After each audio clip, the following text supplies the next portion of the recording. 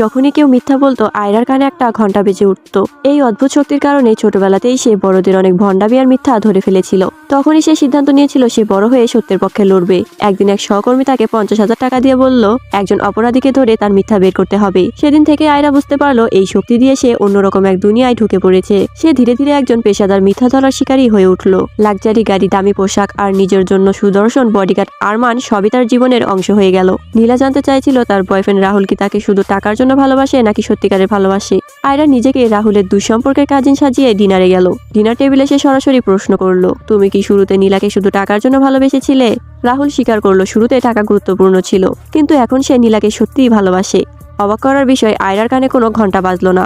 সে সত্যি বলেছিল। নীলা খুব খুশি হয়ে সবাইকে নতুন কর্মচারী মায়ার সাথে পরিচয় করিয়ে দিল। কিন্তু রাহুল যখন মায়াকে বলল তোমার সঙ্গে দেখা করে ভালো লাগলো, ঠিক তখনই আয়রার কানে জোরে ঘন্টা বাজলো। আয়রা সঙ্গে সঙ্গে বুঝে গেল এটা মিথ্যা। সে সবার সামনে বলল তোমরা দুজন আগে থেকেই একে অন্যকে চেনো। মায়া ভয়ে কাঁপতে লাগলো, তার হাত থেকে গ্লাস পড়ে ভেঙে গেল। হঠাৎ রাহুল দৌড়ে মায়ের কাছে চলে গেল। নীলা হতভম্ব হয়ে গেল। মায়ের আচরণ দেখে আয়রা জিজ্ঞেস করলো তুমি কি প্রেগনেন্ট? মায়া পাগলের মতো অস্বীকার করলো।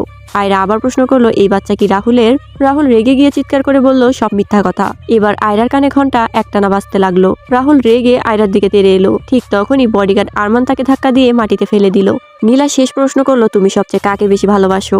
রাহুল চিৎকার করে বলল নীলাকেই। কিন্তু আয়রা সঙ্গে সঙ্গে বলল এটা মিথ্যা। সব সত্য প্রকাশ হয়ে গেল। আয়রা স্টাইলের সাথে সেখান থেকে চলে গেল।